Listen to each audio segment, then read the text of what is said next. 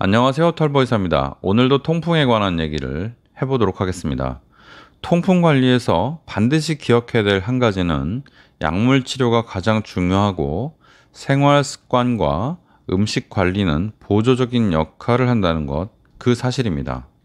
오늘 영상에서는요, 통풍이 우리 몸속에 요산결정이 쌓이면서 심한 통증과 염증을 일으키는 만성 관절염이자 대표적으로 신장을 특히 망가뜨리는 병이라는 것을 설명하도록 하고요. 통풍 관리에 있어서 가장 중요한 것은 생활습관 개선, 음식이 아니라 반드시 약물 치료가 중심이 되어야 한다는 점을 명확히 다시 한번 강조하도록 하겠습니다. 생활습관 개선은 보조적 수단에 불과하고 약을 미루거나 거부하면 통풍은 더욱 악화될 수 있다는 현실적인 사실을 함께 강조하도록 하겠습니다. 첫 번째, 통풍의 급성 발작, 즉 심한 통증은요, 약물로 확실하게 예방하고 조절할 수 있습니다. 통풍은 갑작스러운 통증과 함께 발작적으로 나타납니다.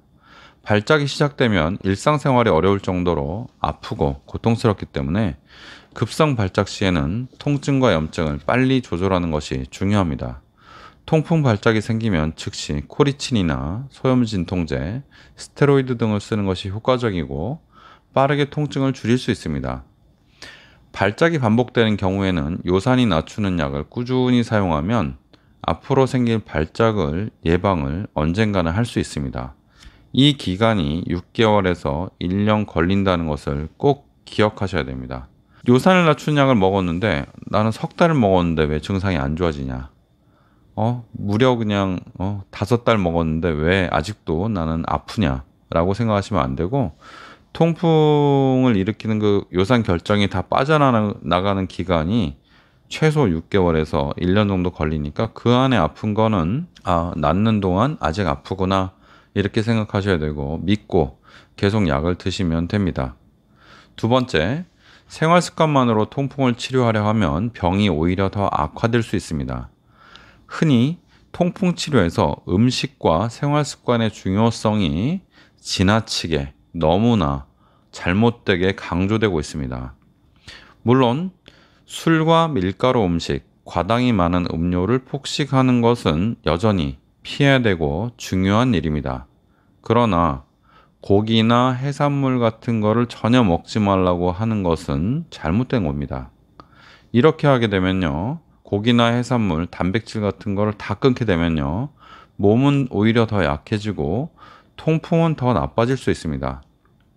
고기나 해산물 같은 거를 강조한 나머지 밀가루 음식이나 칼로리 높은 음식들, 그리고 달달한 음식들을 너무 많이 먹기 때문에 오히려 고기보다 요산을 더 많이 올리는 밀가루 그리고 과당 같은 것이 요산을 막 교란하기 때문에 그렇죠. 지나친 편식은 오히려 영양 상태를 악화시키고 통풍 치료에 전혀 도움이 되지 않습니다. 그게 고기하고 해산물을 먹지 않으면 된다라는 것이 정확하게 과학적으로 그렇게 세팅이 된 게 아니고 그럴 것이다 라고 해서 그렇게 된 것 같습니다. 과학적으로 했으면 그렇지 않았을 텐데 너무나 안타까운 일입니다. 지금이라도 여러분들 고기, 해산물 그런 거 너무 피하지 마시고 술, 밀가루, 그리고 과당, 설탕 이런 것들을 피해야 됩니다. 통풍 환자에게 음식 제한이 어느 정도 필요한 것은 맞지만 고기나 해산물 이런 쪽이 아니라 지금 말씀드린 술, 밀가루, 과당, 설탕 이런 것들입니다. 적당히 골고루 드시면 되고 약물 치료를 하는 것이 정석입니다. 꼭 기억하시기 바랍니다. 세 번째, 요산 수치가 높다면 바로 약물 치료를 시작하는 것이 관절과 신장을 보호하는 길입니다. 오늘은 신장에 대해서 주로 말씀드린다 했는데요. 요산 수치가 높으면요, 아프기도 아프지만 관절과 신장에 요산 결정이 자꾸 침착되고, 요산 결정이 침착되지 않더라도 신장은요, 요산이 높은 것만 가지고도, 결정이 가서 박히는 거 말고 요산이 높은 것만 가지고도 자꾸 손상이 생깁니다. 요산 결정이 한꺼번에 확 들어가면요, 신장은 심각한 손상을 일으키고 급성 신부전으로 잘못하면 사망할 수도 있습니다. 장기적으로는 요산이 높은 것만 가지고도 계속 나빠지고요. 간혹 증상이 없다고 해서 약을 복용하지 않고 아플 때만 약 복용하고 지내는 분들이 굉장히 많습니다. 하지만 증상이 없어도 요산 수치가 높거나 요산 결정이 많이 박혀 있으면 관절과 신장은 계속 손상되고 있는 겁니다. 약물 치료를 제때 시작하지 않으면 결국 관절이 변형되고 신장 기능이 떨어져서 돌이킬 수 없는 문제를 겪거나 사망하게 됩니다. 신장 결석이 생기면 급성 신부전으로 사망할 수도 있습니다. 통풍 환자의 1순위 사망 원인이 바로 신장 문제입니다. 콩팥. 따라서 요산 수치가 높은 환자들은요, 즉시 약을 시작해서 목표치를 유지해야 장기적으로 합병증을 막고 건강을 지킬 수 있습니다. 네 번째, 페북소스타트 상품명으로요, 페브릭, 유소릭 그런 것들이 있는데 우리나라에서 특히 많이 처방되고 있습니다. 우리나라에서 특히 많이 처방되는 이유는 외국과 비교하면 첫 번째 이유는 우리나라에서 보험이 되기 때문에 그게 많이 처방이 되는 거고요. 외국에서는 페브릭이 비싸서 처방을 못하는 1순위 원인입니다. 다른 원인을 말씀드리면 우리나라에서 통풍 환자에게 페북소스타트가 많이 처방되는 이유는요, 부작용이 적고 용량을 맞추기가 편합니다.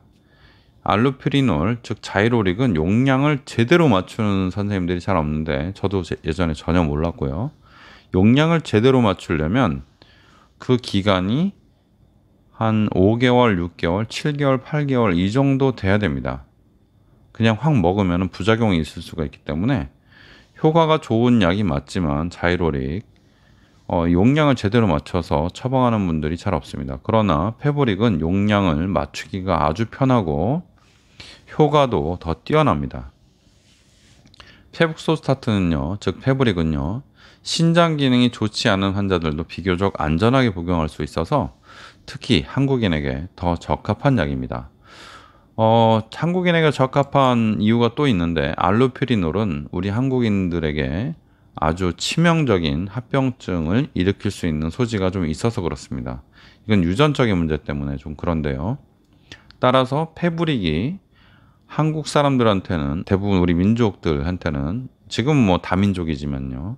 우리 민족들한테는 조금 더 안전하다 그렇게 생각하시면 되겠습니다. 물론 모든 약물에는 주의사항이 있지만 의료진과 함께 정기적으로 상태를 점검하면서 복용하면 부작용의 위험은 낮습니다. 약물을 정확히 처방받고 꾸준히 복용하면 요산 수치를 효과적으로 조절할 수 있고 요산 수치를 효과적으로 조절하는 기간이 6개월 1년이 넘어가면 통풍은 완치가 됩니다. 그 다음에는 통풍이 없는 상태에서 그냥 요산 수치만 습관적으로 조절한다 이렇게 생각하시면 됩니다. 페북소스타트는 현재 통풍 치료에서 가장 신뢰할 수 있는 약물이라고 보시면 됩니다.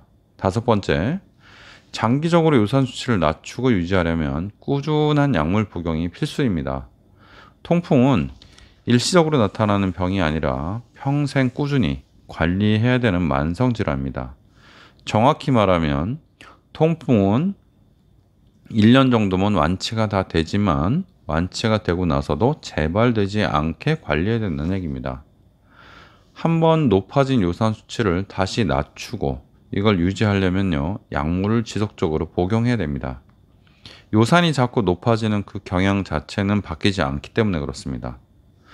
그런 경향을 자체를 바꾸는 거는 추후에 한 몇십 년 정도 지나서 그때 유전자 치료가 될 수도 있는데 그때쯤 가능하지 않을까 싶습니다.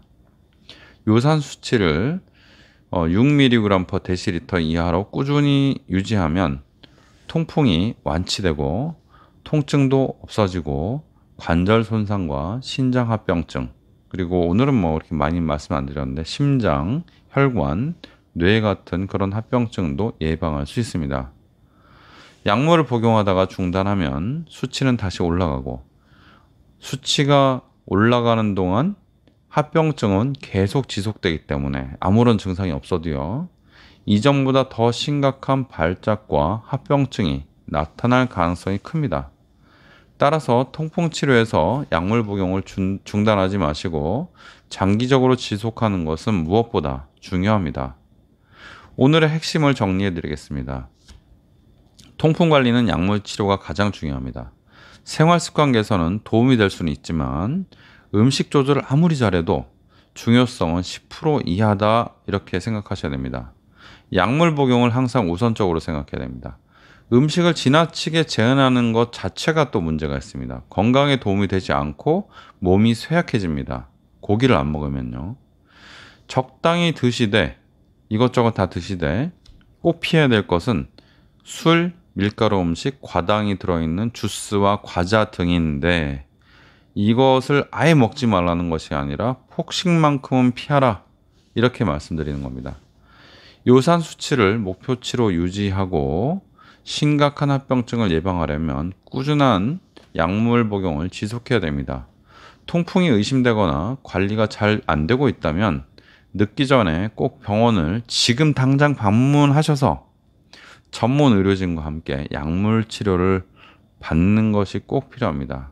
물론 그냥 약을 받는 것은 아니고 본인의 몸 상태를 다 체크를 해서 약을 다른 종류를 더 쓸 수도 있고 다른 질환, 예를 들어 고지혈증, 당뇨, 고혈압 이런 거를 같이 꼭 관리를 같이 받는 것이 좋습니다.